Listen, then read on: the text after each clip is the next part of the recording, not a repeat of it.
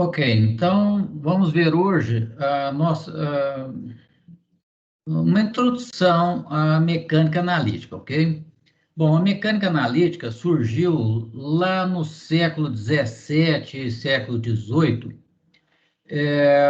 com o desenvolvimento da matemática que nós tivemos naquela época, né? Era a época do Newton, do Lagrange, do Leibniz, é, dos irmãos Bernoulli. Então, foi uma época de muito desenvolvimento no campo da matemática, né? E foi aplicada a dinâmica. Então, a mecânica analítica, ela, ela é devida, assim, os principais autores, né, da época, pessoas que lidaram com ela, foram aqui o Lagrange. O Lagrange é curioso, né? Ele é italiano, matemático. Ele viveu aqui na época de 1736 até 1813, né? E repare que o nome dele aqui em italiano, né? Giuseppe Lodovico Lagrange. Aí depois ele mudou para a França, né? E lá na França eles afrancesaram o nome dele, né? Virou isso aqui José Luiz Lagrange. Bom, o Lagrange era aqueles caras geniais, né? Que, ó, tá vendo aqui, aos 16 anos tornou-se professor de matemática na Escola Real de Artilharia de Turim, né? E aos 19 anos ele escreveu a obra-prima dele, que é Mécanique Analytique, né? Que só foi publicada quando ele já tinha mais de 50 anos. E então ele foi um matemático reconhecido na época, né? Inclusive o Napoleão, que ó, fez dele senador, conde do Império, e grande oficial da Legião de Honra. Então, inclusive as equações que a gente usa aqui na mecânica analítica se chamam, né, equações de Lagrange. Se bem que o Lagrange não trabalhou sozinho nisso aí, né? Ele usou muito ali ele usou muitos trabalhos do Leibniz, né? O Leibniz, esse homem aqui, alguém já viu uma peruca maior do que essa aqui? Eu acho que eu nunca tinha visto, né? Então, o Leibniz, ele é simplesmente o cara que inventou o cálculo, né? O cálculo diferencial integral, ele que inventou tudo que vocês veem lá em cálculo 1, cálculo 2, né? Principalmente, saiu aqui da cabeça desse homem, né? O Leibniz. E tem uma disputa dele com o Newton, Isaac Newton reivindica que ele que inventou o cálculo, né, que eles eram assim contemporâneos. Mas se você olhando o trabalho do Leibniz, você vê que toda aquela notação, né, do cálculo, o dx, dy, integral, o símbolo de integral, né, o símbolo de derivada, tudo isso está lá nos trabalhos do Leibniz, né? Então é difícil de negar que ele seja o autor, né? Inclusive aquela lei da continuidade que vocês usaram ali em mecânica dos fluidos, ou vão ver em mecânica dos fluidos, né? A lei da continuidade também é da obra dele, né? Então ele era um cara, né, bem acima da média, né? Ele era um polímata, né? O que é um polímata? É aqueles caras que têm conhecimento em várias áreas, né?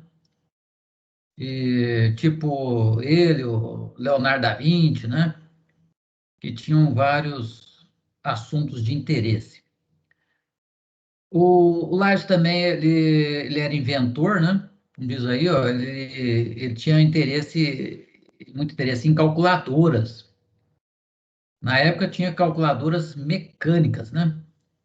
Então, aqui. Inclusive, ele procurou aperfeiçoar as calculadoras mecânicas que existiam na época, né? Então, na época, veja aqui, ó, na época, tinha o aritmômetro, né? Lá na França, né? Foi a primeira calculadora mecânica produzida em massa.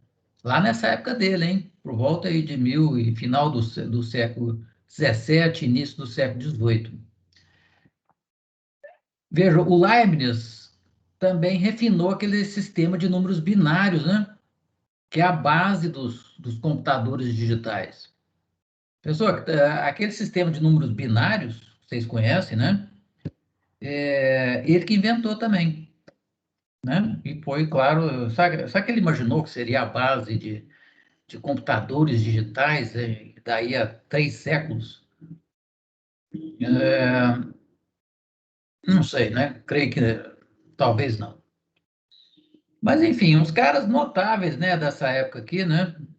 Depois vocês vêem um tempinho, vocês procuram aí ler mais sobre a vida desses filósofos, matemáticos, físicos, do século XVI, XVII, XVIII, muito interessante. Bom, aqui mais um pouquinho de curiosidade. Aqui, ó, essa aqui é a lá Pascaline, né? Foi a primeira calculadora mecânica. Ela foi projetada pelo Blaise Pascal em 1642, na França. Então, ela tinha um sistema aqui de engrenagens, então, movimentando essas engrenagens, você conseguia fazer somas e subtrações. Então, por exemplo, essa aqui é a engrenagem das unidades, engrenagem das dezenas, das centenas, dos milhares, dezenas de milhares, centenas de milhares, né? E aí o resultado aparecia aqui, tá vendo aqui, ó, aqui tem uns cilindros com números, então esses cilindros giravam, né? E mostravam o resultado desejado. Bom, aí, claro, né, as calculadoras evoluíram bastante, né? Foram evoluindo aos poucos. Aqui, ó, essa aqui na direita é uma calculadora mecânica também, construída em 1958, na Alemanha Oriental. Né? Então, veja, já é uma calculadora também puramente mecânica, nada de eletrônica, né? E você fazia as contas, você entrava com números aqui, ó, e girando essa manivela aqui, ela acionava a calculadora e o resultado aparecia aqui nesse mostrador mecânico aqui também. Interessante, né? Bom, e depois, com o tempo foi passando, aqui, ó, essa calculadora aqui, ó, é uma Casio programável em BASIC, né? Linguagem BASIC, com um cartão de memória de 4K bytes. 4K bytes, gente, não é megabyte não, tá? É 4K byte. É feita no Japão, 1986. Essa aqui, ó, tá vendo essa calculadora aqui, né? Ela ainda funciona, essa calculadora tem 35 anos, ainda funciona direitinho. E eu comprei com o dinheiro da bolsa, minha bolsa de iniciação científica, né? Juntei um dinheiro juntei um dinheirinho da bolsa e aí encomendei a calculadora, né? E foi muito útil super útil na minha graduação, né? Na época era a calculadora mais avançada que tinha, né? E ajudou muito. E assim, esse cartão de memória 4K, né? Dava para colocar 10 programas na calculadora. Eu nunca consegui encher esse cartão de memória, né? Ela tinha os 10 programas, né? Mas o cartão de memória ainda sobrava. Bom, e depois o tempo passa mais tempo, né? Essa aqui já é uma calculadora Texas, ó. Ela faz planilha, faz gráfico, faz cálculo simbólico, né? Ou seja, ela resolve derivada, resolve integral, faz um monte de coisa, né? Já é uma calculadora americana, nos Estados Unidos, feita nos Estados Unidos, em 2013. Bom, então, você vê que calculadoras vêm evoluindo, né? Muito aí ao longo do tempo. Fico imaginando, né? Imagina se esses cientistas antigos lá tivessem tipo uma calculadora dessa, ou um MATLAB, né? O que eles teriam feito, né? Bom, então vamos lá. Opa, aqui tem um defeitinho aqui. Bom, agora vamos começar aqui efetivamente aqui, né? Vamos ver aqui a equação. Essa aqui, ó, é a equação de Lagrange para sistemas conservativos.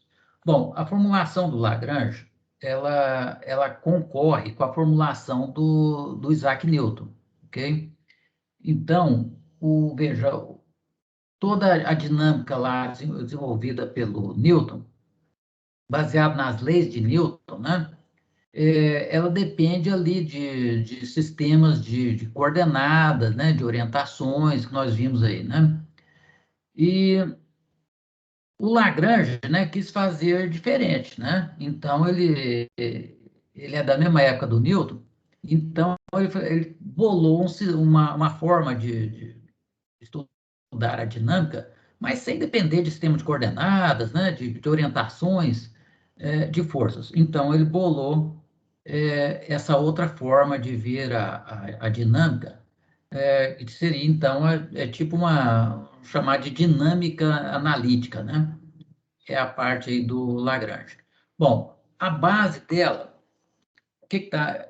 Então, veja, a base dela é essa aqui, ó, é a energia e coordenadas, né? Coordenadas simplesmente, em vez de aquelas, em vez de sistema de coordenada, né, x, y, z, ele trabalhou com o conceito de coordenadas generalizadas, tá? Então, a coordenada generalizada é, são as coordenadas necessárias e suficientes para descrever os principais movimentos do sistema dinâmico. Então, essas coordenadas generalizadas são escolhidas, né, a gente primeiro escolhe as coordenadas generalizadas, estabelece restrições para essas coordenadas e assim a gente aplica na equação de Lagrange, tá? Independente, sem precisar definir um sistema de coordenadas, sem precisar definir orientações, então nada disso, né? E sem usar vetores, tá? Não usa vetores na formulação aqui da mecânica analítica bolada aí pelo Lagrange, tá? Bom, então, ele trabalha também, para trabalhar aqui com a equação Lagrange, nós precisamos definir o lagrangiano. Então, o lagrangiano é esse termo aqui, ó. Então, esse termo aqui, o lagrangiano, o que que ele é? Simplesmente isso aqui, ó, é a diferença entre a energia cinética e a energia potencial presente no seu sistema dinâmico, ok? Então, primeira coisa a fazer, né? Quais são os passos para trabalhar com a dinâmica analítica aqui do Lagrange? Bom, primeiro você define quais são as coordenadas generalizadas, né, que você precisa para descrever os movimentos do seu sistema dinâmico, tá? E então, com isso, você define o número de graus de liberdade do sistema dinâmico. O que é o número de graus de liberdade? É o número mínimo, né, de coordenadas generalizadas necessária para descrever os movimentos do sistema dinâmico, tá? Bom, então, esses são os conceitos principais da dinâmica lagrangiana, né, vamos dizer. É um outro enfoque, uma outra formulação que a gente pode usar para resolver aqui, determinar, por exemplo, forças, momentos, acelerações no nosso sistema dinâmico. Tá? E ela é assim, ela é útil para sistemas mais complicados, tá? Veja, para sistemas simples, é mais fácil trabalhar com a lei de Newton, com a segunda lei de Newton. Mas para sistemas mais complicados, com movimentos mais complicados, a, a equação de Lagrange pode te levar mais facilmente aos resultados, tá? Bom, então, A equação de Lagrange em si não é complicado. Ó. Você vê aqui, o que é a equação de Lagrange? Você vê aqui, ó. Primeiro, você define o lagrangiano, né? É a energia cinética menos potencial, beleza. Ok, então aí você vai chegar numa. O lagrangiano vai ser uma função das suas coordenadas generalizadas, tá? Então, e aí o que que você faz? Ó, faz a derivada parcial do lagrangiano em relação às suas coordenadas generalizadas, tá? Então, depende, a n é o número de coordenadas generalizadas que você tem no seu sistema. Então, você faz primeiro, em segundo, então, depois de definir o lagrangiano, você faz a derivada parcial do lagrangiano em relação às suas coordenadas generalizadas, tá? Aqui, ó. E faz também a derivada parcial do lagrangiano em relação à derivada da coordenada generalizada, em relação ao θ ponto, tá? Feito isso, o que que você faz? Aqui, ó, pega essas derivadas parciais em relação a θ ponto, que é a derivada no tempo da coordenada generalizada, e faz a derivada dela no tempo, tá? Então, aqui uma derivada em relação a θ ponto, e em seguida faz a derivada em relação ao tempo, ok? E aí é só fazer né, fazer essa subtração aqui, né? Igual a zero. Então, essa aqui é a equação Lagrange para sistemas conservativos, ok? Então, veja, a dificuldade maior aqui, ó, assim, o que dá mais trabalho é fazer essas derivadas, né? Que escrever o lagrangiano aqui, ó, não é tão complicado, né? Então, veja, é uma formulação fácil, né? Para quem tem facilidade com essas derivadas parciais aí, né? Bom, pessoal, então vamos ver um exemplo, né? De aplicação. Aqui, vamos ver um exemplo bem simples, que é um pêndulo simples. Então, nosso pêndulo tem massa m, essa barrinha aqui não tem massa, mas tem comprimento L, tá? Aí vamos definir aqui, ó, o ângulo θ, ok? Bom, então esse é o nosso problema aí, ó. Definir, por exemplo, eu quero saber a equação do movimento do pêndulo simples. Como é que eu faço isso? Aplicando a segunda lei de Newton, que é o que nós vimos até aqui. Bom, aí na mecânica, na dinâmica do Newton, eu tenho que definir um sistema de coordenadas, né? Então, eu defino aqui, ó, direção tangente e a direção normal, ok? Claro, por quê? Porque eu estou usando o sistema coordenado normal tangencial? Porque a massa descreve um movimento de rotação em torno desse ponto.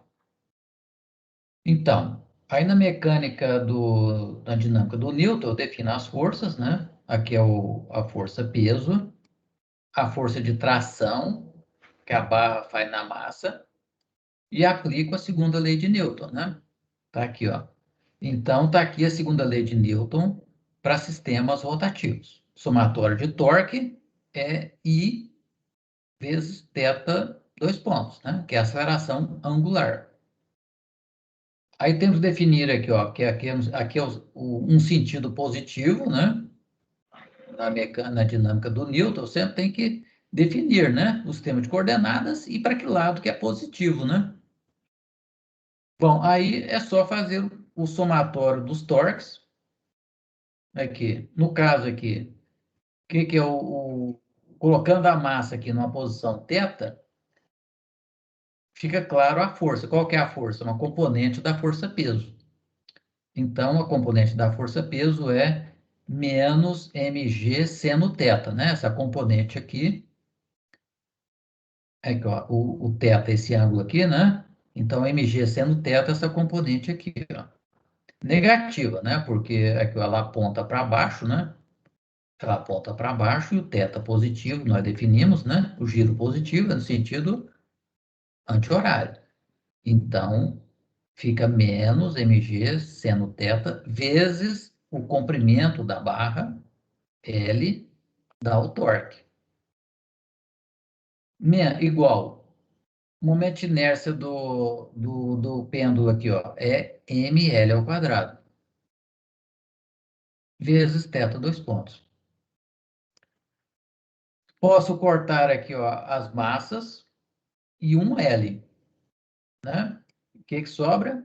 A equação do movimento do pêndulo. Então, essa aqui é a equação do movimento de um pêndulo. Ok. Veja que a equação do movimento do pêndulo não depende da massa do pêndulo, né? Ó, depende só do comprimento do pêndulo.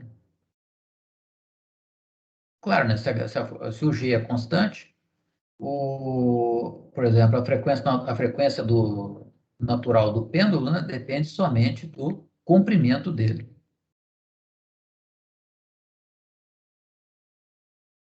Ok? Então, veja, vocês já repararam que aqueles relógios de pêndulo da casa da vovó, o pêndulo tem um parafusinho lá para fazer um ajuste fino do comprimento do, da haste aqui, ó, que segura o pêndulo. Então, aquele ajuste parafusinho é um ajuste fino, né? Para ajustar o relógio de pêndulo, né? Se ele está adiantando ou atrasando, você vai lá e regula, né? Regula o parafusinho, pronto, o relógio fica certinho, para de atrasar ou de adiantar. É claro, depois de várias tentativas e vai tentando, né? Você gira um pouquinho até o relógio parar de ficar adiantando ou parar de ficar atrasando. Ok. Bom, então, usando a segunda lei de Newton para um sistema aqui muito simples, veja, foi fácil, né? Chegar na equação do movimento.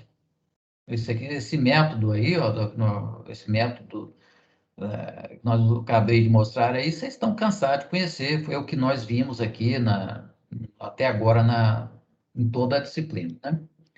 Agora vamos ver usando a equação de Lagrange. Veja, é um sistema conservativo, né? Então, a equação de Lagrange, vamos usar aquela equação do Lagrange. O lagrangiano, nós já vimos, é T menos V. Então, vamos definir, né? A energia cinética do pêndulo menos a energia potencial do pêndulo aqui numa posição genérica, né? Θ. Então, a energia cinética é fácil. Metade da massa vezes a velocidade da massa, né? Ao quadrado. E qual que é a velocidade da massa? É L vezes θ ponto ao quadrado. É isso? L vezes θ ponto é a velocidade da massa, né? Então, essa aqui é a energia cinética do pêndulo. Menos a energia potencial. Qual que é a energia potencial? É fácil também, né? Aqui, ó, menos qual que é a energia potencial aqui da esfera? Vamos definir a referência. Se eu defino a referência aqui, ó, aqui a energia potencial zero, a energia potencial da esfera aqui, ó, da massa nessa posição, vai ser o quê? Menos, né? Que está abaixo da referência, menos mg L cosseno θ. L cosseno θ é o que, ó, L cosseno θ é essa distância aqui, ó, daqui até aqui, né? A altura da massa. Então, essa aqui é a energia potencial da massa do pêndulo.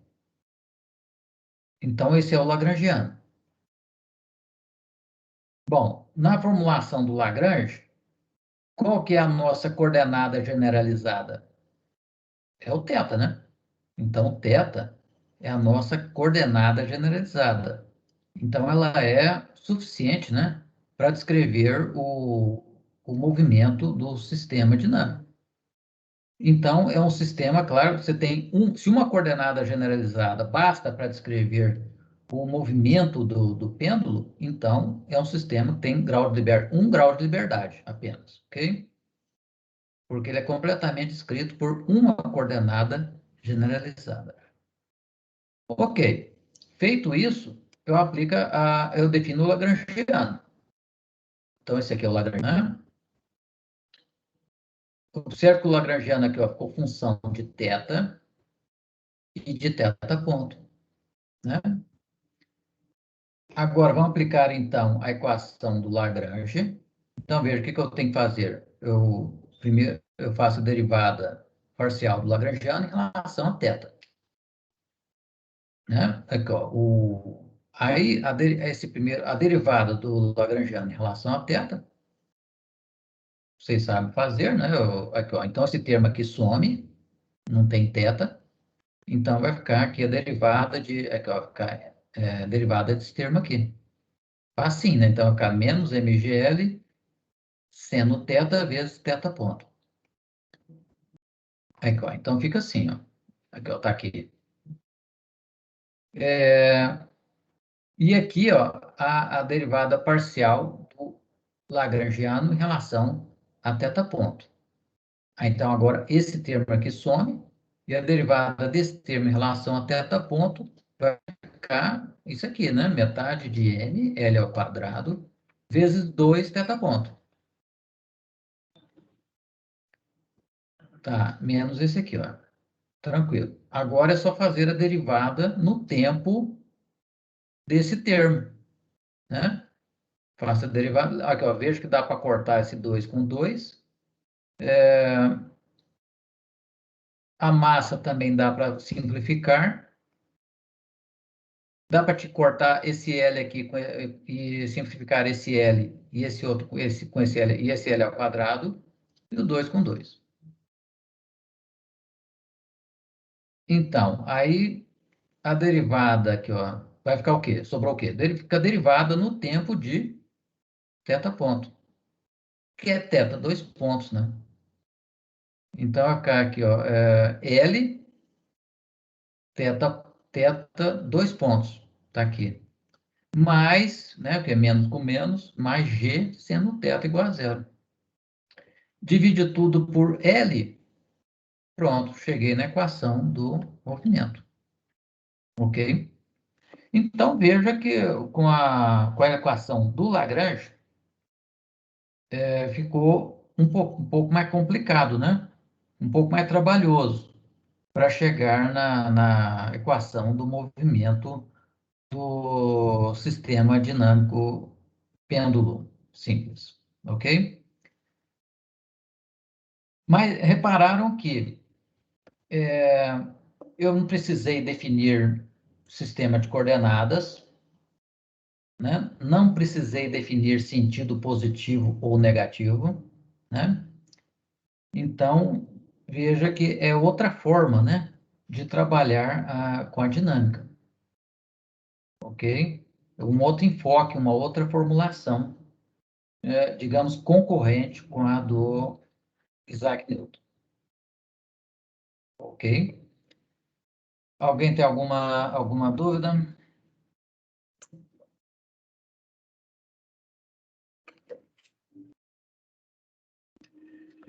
Algum comentário? Não? Ok. Bom, então, vamos ver agora mais um exemplo. Aqui. Agora, esse aqui, ó, é um pêndulo sobre um suporte móvel. Aqui, ó. Esse aqui é uma massa, tipo assim, uma massa móvel. Essa massa se movimenta na direção X, tá? Aqui, ó. Tá ok? E tem um pêndulo pendurado nela, tá? Então, tem a massa móvel e um pêndulo fixado nela. Aqui, ó. Imagina que aqui não tem atrito, tá? Esse aqui é uma superfície sem atrito. Aí você tem essa massa móvel, de massa M maiúsculo, e o pêndulo aqui, ó, de massa M minúsculo e comprimento L. Ok. Veja que agora, para aplicar aqui a formulação do Lagrange, veja, fica claro que eu preciso definir duas coordenadas, né? Eu preciso de duas coordenadas generalizadas. Ó. Eu preciso definir o x, que é a posição do centro de massa aqui do carrinho móvel, e eu preciso também de um θ, né? Desse θ aqui, ó, que é para definir a posição angular do pêndulo. Então, eu preciso de duas coordenadas generalizadas, né? E eu tenho, então, um sistema, esse sistema aqui, ó, é de 2 graus de liberdade. Tá claro? Então, eu tenho um sistema de 2 graus de liberdade, porque eu preciso de duas coordenadas generalizadas para definir o movimento aqui do sistema, né? Deixa eu ver. Ok. Então, vamos aqui, ó, definir, então, agora a energia cinética. Então, a energia cinética é isso aqui, ó. Energia cinética do suporte móvel é a metade de m maiúsculo vezes x ponto ao quadrado, né? A massa móvel só tem movimento aqui horizontal. E aqui, ó, é a energia cinética do pêndulo. Metade da massa vezes a velocidade do pêndulo na direção, aqui, ó, no plano, na direção x, né, x ponto, e mais aqui, ó, y ponto, né, do pêndulo, que é o movimento na vertical do pêndulo. Então, aqui, ó, e a velocidade total aqui do pêndulo, então, é essa aqui, né? X é a componente do movimento na direção aqui x e a componente do movimento na direção y. Então, e qual que é a componente aqui, ó, do, do, do pêndulo aqui, ó, nessa direção x? Vai ser x ponto, aqui, ó, essa velocidade aqui, ó. Então, é x ponto mais L θ ponto vezes cosseno θ, né? L θ ponto cosseno θ. Mais L θ ponto vezes seno de θ ao quadrado. É o componente na direção y. Ok. Então, essa energia cinética e a energia potencial é mgy, né? Então, é menos mgl cosseno θ. Então, mesma maneira do anterior, a referência é aqui, né? Referência do pêndulo para cálculo de energia potencial é aqui. E fica menos mgl cosseno θ, igual ao anterior, né?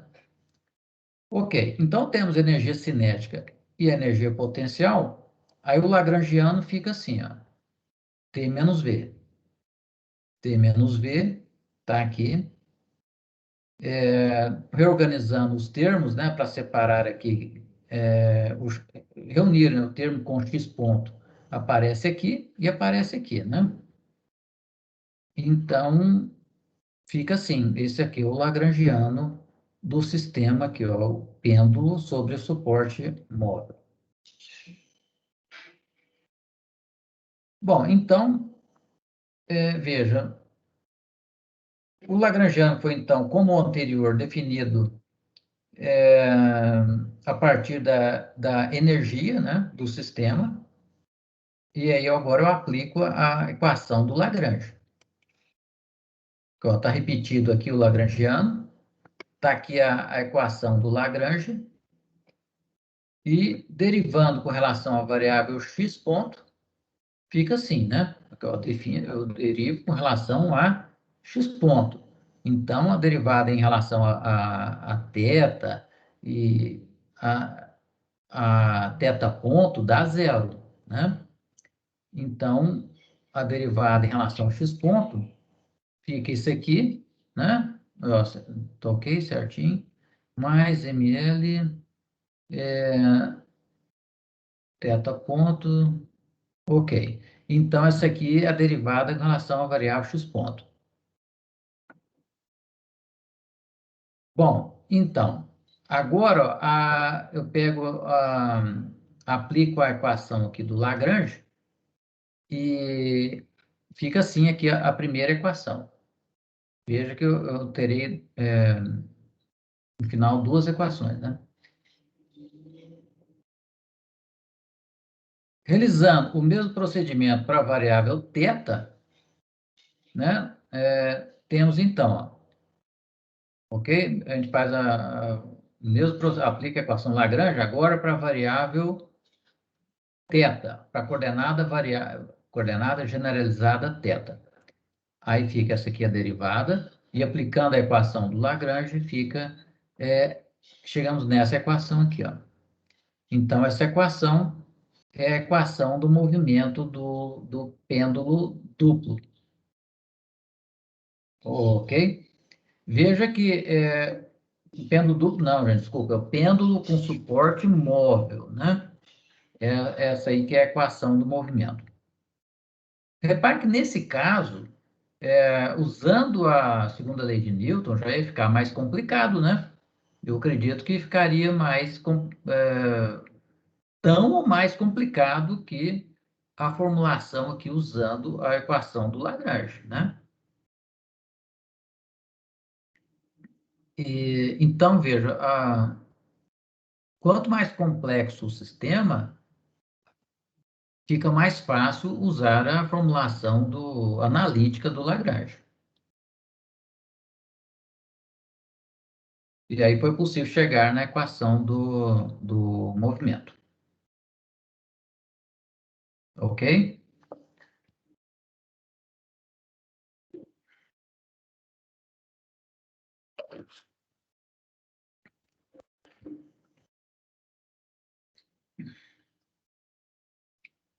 Bom, então ninguém perguntou nada, vamos para o próximo exemplo. Um pêndulo duplo. Bom, o pêndulo duplo, aqui, ó, eu tenho duas massas, M1 e M2. E eu tenho duas hastes. A primeira aqui de comprimento é L1 e a segunda de comprimento L2. Então, vamos lá. Para o pêndulo duplo, deduz as equações do movimento. Expressa a massa das barras aqui, ó. Tá, então vamos considerar a massa apenas concentrada aqui, M1 e M2. Bom, para aplicar aqui a formulação analítica do Lagrange, eu preciso definir, obviamente, né? Eu preciso agora de duas coordenadas generalizadas, né? E quais seriam? Evidentemente, θ1, esse ângulo θ1, e eu preciso também do ângulo aqui, ó, θ2, né? Bom, então, repare que eu não preciso definir sistema de coordenadas, não preciso definir qual direção que é positiva, né? Nada disso. Ó, então, vamos lá. Aliás, eu não preciso nem escrever, nem desenhar o diagrama de corpo livre, né? Aqui, mas vamos desenhar aqui, ó. MG1, M1G, ok? Força-peso na primeira massa. T1 é a força de tração aqui nessa primeira barra. Peso na segunda massa. E tração aqui na segunda barra, T2. Bom, então isso aí é o que temos. Então, na formulação analítica do Lagrange, eu preciso definir primeiro energia cinética. Então, da massa M1, fácil, né? Aqui, ó, metade de M1 vezes L1, θ1 ponto.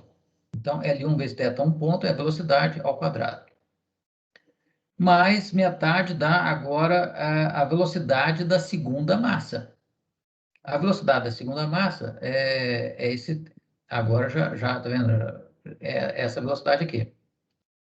Então, eu tenho que pegar aqui, eu tenho que fazer, na verdade, uma soma aqui, né? Que eu tenho a massa, velocidade final da massa 2 é a soma das velocidades aqui da massa 1 mais a velocidade relativa, né? Da massa 2 em relação à massa 1. Bom, então, e na direção x e aqui, ó, na direção vertical, né? E na direção, digamos, horizontal, né? Que aí as componentes horizontal mais vertical das velocidades, a soma dos quadrados das componentes das velocidades, né? Vertical e na horizontal, dão, né, a velocidade final, né, da massa 2.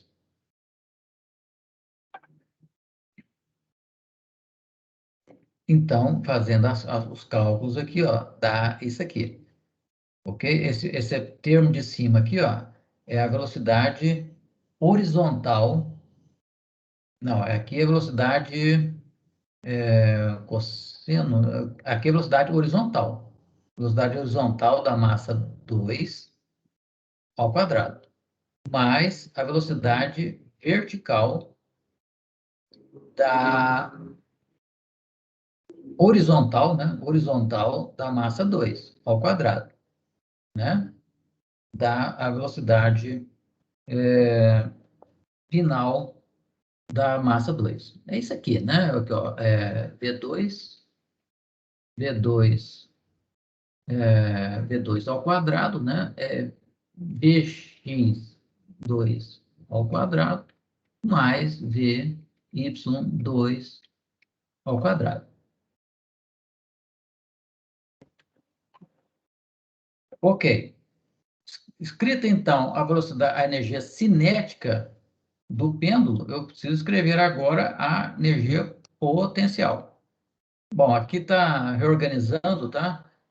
Está reorganizando aqui a equação anterior foi reorganizada, né? Aqui, ó, é só distribuir, aqui é o quadrado perfeito, né? Faz aqui o quadrado perfeito, em cima, na componente, nessa componente da velocidade, depois nessa componente, junto os termos, junto os termos aqui, ó, e fica assim. É só uma reorganização do cochete. Bom, e a energia potencial do pêndulo duplo? É a soma, né, da energia potencial gravitacional da massa 1 e da energia potencial gravitacional da massa 2. Então, fica assim, né? Aqui, ó, da massa 1 fica M1G L1 1 menos cosseno θ1, né? Tá aqui. E da massa M2 é essa aqui, ó. Um pouquinho mais complicada, né? Ok, mas não é muito difícil chegar nessa equação aqui, não. L1, só calcular aqui a altura dela, né? Que ela sobe. Depois de girar aqui, ó, θ1 e girar aqui θ2. Bom, então temos energia. Agora vai reorganizar, acho que vai dar uma. Não, aqui não tem reorganização, vai direto para o Lagrangiano. Então, o Lagrangiano é a diferença da energia cinética e da energia potencial. Então, é isso aqui. Esse é o Lagrangiano. Veja que aqui no Lagrangiano aparece aqui, ó, aparece θ1, θ2 e suas derivadas, né? θ1 ponto, θ2 pontos. Uma vez que o Lagrangiano está definido e conferido, né? Já está repetido aqui, aplica-se a equação de Lagrange para cada coordenada. Então, primeiro, vamos aplicar aqui para a coordenada generalizada θ1. Então, fica assim, a equação Lagrange. Aí eu preciso agora, né, um pouco de trabalho, né? Tem que fazer a derivada, esse termo aqui é fácil, né? É a derivada parcial do lagrangiano em relação a θ1. Esse termo aqui, ó, é a derivada parcial do lagrangiano em relação a θ1 ponto. E aqui, né, depois tira a derivada no tempo dessa derivada parcial aqui, ó. Aí você chega na primeira equação, nessa equação aqui, ó. Ok? Chega nessa equação. Agora faz o mesmo para a coordenada generalizada θ2. Né? Tira as derivadas e coloca aqui na equação do Lagrange. E aí você chega na segunda equação do movimento. Então, essas equações aqui, ó, definem o movimento do pêndulo duplo. Ok? Repare que agora, nesse caso, para aplicar a segunda lei de Newton para o pêndulo duplo, já ficaria bem mais trabalhoso, né? Já ficaria um negócio bem complicado, né? E então, quanto mais complicado o sistema, as equações a formulação analítica do Lagrange se torna mais vantajosa, tá? E tem casos que a formulação do Newton é quase que impossível, né? De ser usada. E a equação do Lagrange, né, já resolve o problema. Repare que a equação do Lagrange, a dificuldade maior é, assim, bom, quais são as dificuldades, né? Definir corretamente o lagrangiano, ou seja, a partir das coordenadas generalizadas, definir corretamente energia potencial e energia cinética, e, e a outra dificuldade é não errar assim, não errar nas derivadas, né? Mas fazendo as derivadas corretamente, a equação Lagrange em si não é difícil, né? Então você chega com a relativa facilidade nas equações do movimento, né? Quem quiser tentar, né, chegar nessas equações usando a segunda lei de Newton, né? Você pode até começar aí, começa para você ver, né? E você vai ver que realmente a formulação aqui do Lagrange analítica realmente fica mais fácil. Eu sei porque eu tentei, né? Tentei usar ali a segunda lei de Newton, né? Mas vira uma complicação tão grande que eu desisti. Não, tá, estou convencido que com a equação Lagrange é mais fácil mesmo. Ou talvez menos difícil. Ok, alguma dúvida, pessoal? O procedimento é sempre o mesmo, né? Esse aí, eu defino Lagrangiano, faz essas derivadas e joga na equação Lagrange. Só esses três passos, né? Para qualquer sistema conservativo, né? Alguém poderia perguntar assim, mas e se for um sistema com dissipação de energia? Não dá para usar a equação Lagrange? Bom, dá sim, claro, né? Só que agora é uma outra formulação. Um pouquinho diferente. Essa aqui, ó, é a equação lá, essa que eu mostrei aqui, é a equação Lagrange para sistemas conservativos, tá? Aqui. E essa aqui é a equação Lagrange para sistemas com forças dissipativas, tá? Proporcionais à velocidade. Então, o que que tá diferente aqui? Está acrescentando esse termo aqui, ó. É a derivada parcial dessa função em relação a θ ponto. Θ ponto são as derivadas no tempo das coordenadas generalizadas. E o que é essa função f aqui? Ela é chamada função de dissipação de Rayleigh. Esse Rayleigh é um outro matemático aí dessa época aí, ó. E a função de dissipação de Rayleigh é essa aqui, ó, tá? Veja que ela é definida dessa maneira. Então, aqui, ó, é CXI vezes XI ponto ao quadrado. E essas CX, CY e CZ são funções que dependem apenas das coordenadas, tá? E não das velocidades. Então, são funções de XI, YI e ZI. Tá? Funções das coordenadas, e não, não de x ponto, que são as velocidades. Ok, então, tá tranquilo, né? É só acrescentar esse termo aqui, que corresponde, então, à dissipação de energia no nosso sistema dinâmico. Então, repare que a formulação analítica do Lagrange poderia ser chamada formulação baseada na energia, né? Ela, a segunda lei de Newton é uma formulação baseada nas acelerações, né? Quando você usa a segunda lei de Newton, geralmente você quer chegar na aceleração. Ou então, dada a aceleração, você quer chegar nas forças, né? Então, o Newton focou nisso, forças versus acelerações. E o Lagrange focou nas energias, né? Cinética, potencial e energia dissipada no sistema dinâmico. Bom, agora vamos ver um exemplo, né, pessoal,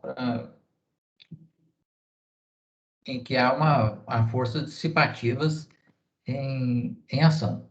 Alguém tem alguma pergunta?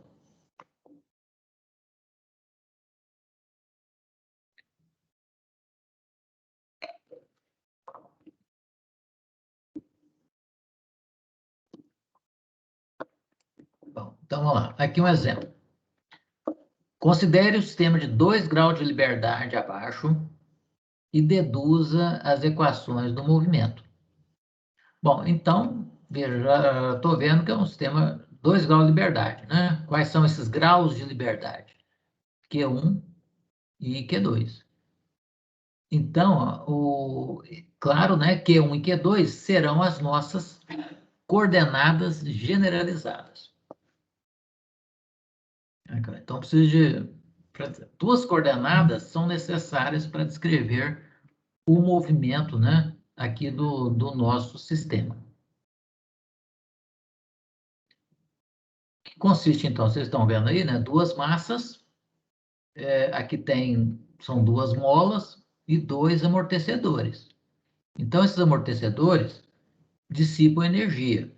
Então, aqui tem a dissipação de energia, e é uma dissipação de energia proporcional à velocidade, né? A velocidade aqui, no caso aqui, a velocidade aqui vai ser o quê? Que é um ponto, né? E aqui tem no C2 temos uma velocidade relativa, né? E aqui também a deformação das massas, a deformação da mola depende do deslocamento, né? A diferença do deslocamento, Q1 e Q2, entre Q1 e Q2. Bom, então, na formulação na analítica, né, do Lagrange, vamos escrever primeiro a energia cinética do sistema. Então, no caso aqui, é bem fácil. Energia cinética, ó, metade da massa vezes velocidade ao quadrado para a primeira massa, mais, né, metade da massa vezes velocidade da segunda massa. Velocidade ao quadrado, né, da segunda massa. Bom, então, energia cinética foi bem fácil de definir. Agora vamos escrever a energia potencial do sistema. Então, que é isso aqui, ó. Metade, que é 1 vezes Q1 ao quadrado, né? Q1 ao quadrado, mais metade Q2 vezes Q2 menos Q1, né? Q2 menos Q1 é a deformação da segunda mola ao quadrado. Bom, então, agora vamos aqui ó, distribuir aqui, né, ou fazer o quadrado perfeito aqui para juntar os termos, né? Os termos função de Q1 e de Q2, né? E fica assim. Então, tá aqui, ó, metade fica de fora, Q1 mais Q2, Q1 ao quadrado, né? Menos 2, Q2 vezes K2 vezes Q1 vezes Q2, mais K2 vezes Q2 ao quadrado. Beleza, então, certo, né? É a energia potencial do sistema. E a função de dissipação? Bom, a função de dissipação, então, tem essa forma aqui, ó. Metade de C1, Q1 ao quadrado, né? É a dissipação no primeiro amortecedor. E aqui, ó, é a dissipação de energia no segundo amortecedor. Ok? Proporcionais aqui à velocidade. Então, no segundo amortecedor, vai ficar a velocidade da massa 2 menos a velocidade da massa 1, né? Ao quadrado. E agora, fazendo o quadrado perfeito e reorganizando os termos, né? Similarmente ao que foi feito aqui, ó, para energia potencial, fica assim. Então, essa aqui é a função de dissipação de Rayleigh. Ok. Bom, então, definido aqui o energia cinética, energia potencial e a função de dissipação, agora é só aplicar a equação do Lagrange. Então, substituindo aqui na equação do Lagrange, veja agora, né? A função de dissipação, eu faço a derivada parcial dela em relação a derivada das coordenadas generalizadas. Ok? E aqui é a derivada parcial do Lagrangiano em relação às coordenadas generalizadas. Aqui, a derivada parcial do Lagrangiano em relação à derivada a θ ponto, né? Que é a derivada no tempo das coordenadas generalizadas. Depois faz a derivada dessa função aqui, ó. Então, aqui, ó, isso vai feito isso para Q1, né, para a primeira coordenada generalizada, que é o deslocamento da massa 1, resulta essa equação. Reorganizando essa equação, fica aqui, ó, dando uma reorganizada, né? Que está separando os termos, depois juntar de novo. E, desculpa, essa aqui, ó, é para, já está direto, né? Aqui é para a segunda coordenada generalizada, tá? Essa, aqui, ó. Aqui é a equação Lagrange para Q1 e aqui é a equação Lagrange para Q2, a segunda coordenada generalizada, dá essa aqui. Então, eu tenho duas equações do movimento, né? As duas equações do movimento podem ser colocadas na forma matricial. E colocadas na forma matricial fica assim, ó. Tá? Então, fica aqui a massa. Aqui então, é uma matriz de massa. Aqui é uma matriz de amortecimento. E aqui é uma matriz de rigidez. Tá? Veja que dá para fazer essa separação, né? Então, fica bem organizado, né? Ó, massa, amortecimento e rigidez. E esse vetor aqui é o vetor dos deslocamentos. Então, aqui eu tenho deslocamentos, velocidades e acelerações. Super organizado, né? Bom, então é isso aí, o problema está resolvido. Esse aqui também eu recomendo, tá? Dá para fazer Eu acho que até vocês já fizeram, né?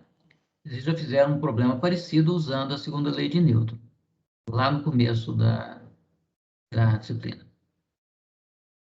Bom, então é isso aí. Alguém tem alguma pergunta sobre aqui a formulação analítica do Lagrange?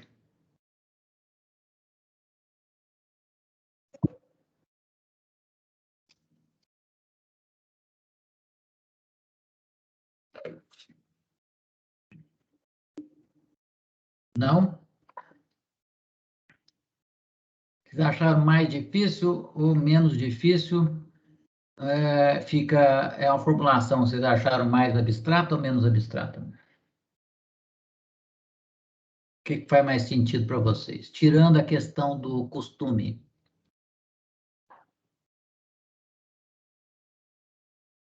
Uhum. Alô, tem alguém aí? Eu achei que faz bastante sentido. Ah, então tá bom. É um outro enfoque, né? Totalmente assim, diferente, baseado nas energias, né?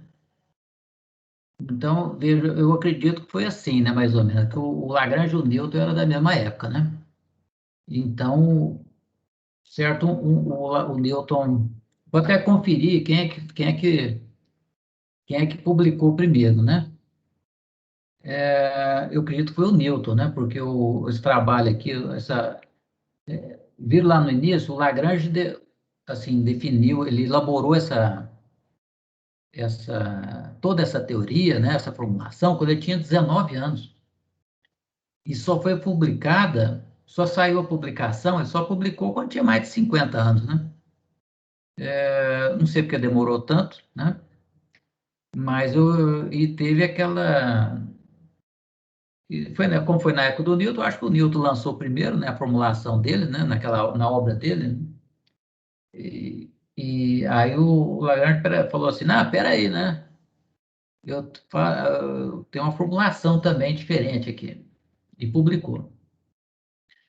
Bom, gente, então é isso aí que nós temos de mecânica analítica, né? É uma introdução, né? Daria para a gente ficar muito tempo ainda lidando com, com dinâmica. Porque a dinâmica não é só isso, né? Não é só isso que nós vimos.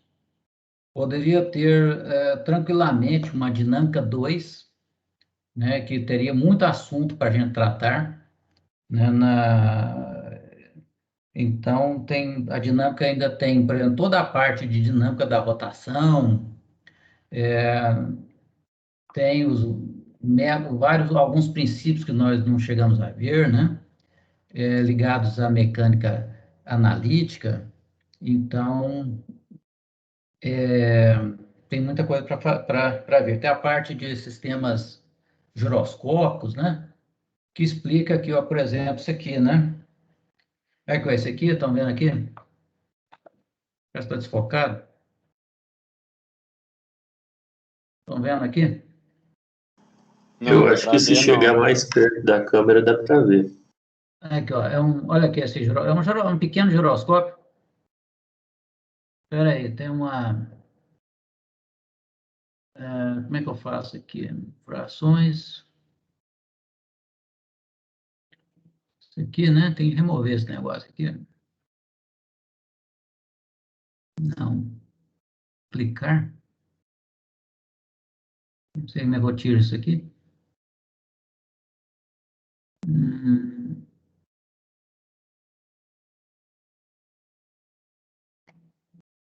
efeito tela de fundo. É isso? Não sei. Eu acho que é só clicar em aplicar aí agora, não? Não sei. Foi. Óbvio. Bom, então, na dinâmica tem muita coisa mais a fazer, né? Por exemplo, aqui a parte de sistemas giroscópicos, explico aqui, ó, por exemplo, então Esse aqui é um giroscópio. Esse giroscópio aqui, ó, é um giroscópio de brinquedo, né? É um giroscópio real, tem várias aplicações na dinâmica, né? Por exemplo, todo mundo já viu aquele Segway, aquele, aquele meio de transporte, né? De uma pessoa para uma pessoa só, que a pessoa vai em pé, em cima de duas rodinhas. Aquele Segway, ele só funciona graças a um sistema desse real, né? Aliás, ele tem dois funcionando ali para garantir o equilíbrio, né, do passageiro do Segway. Então, eu vou fazer aqui uma demonstraçãozinha aqui. Vou, aqui. Ó. Então, isso explica, né? A dinâmica explica como é que ele não cai, né? Estou girando aqui, por que que a força-peso não faz ele cair? Porque parecem forças giroscópicas, né? Que mantém ele aqui, que equilibram o movimento dele, né? É claro que aqui ele vai perdendo velocidade e começa a cair, né? Então, a dinâmica não se encerra aqui, tá? O que a gente vê nessa disciplina, é, alguns de vocês vão fazer pós-graduação e lá na pós-graduação, né, tem muito mais assuntos de dinâmica que são vistos, ok? Bom, então, gente, termina aqui a matéria, a matéria, né? O nosso programa, o programa de dinâmica termina aqui. Espero que vocês tenham gostado da disciplina. É uma disciplina, eu sei que ela não é fácil, né? Precisa de muito estudo, muita dedicação. E eu espero que vocês tenham gostado e que é, usem, né, esse conhecimento depois, no futuro, aí, em outras disciplinas, né, que vão surgir no curso, depois na carreira de vocês, tá? Ok.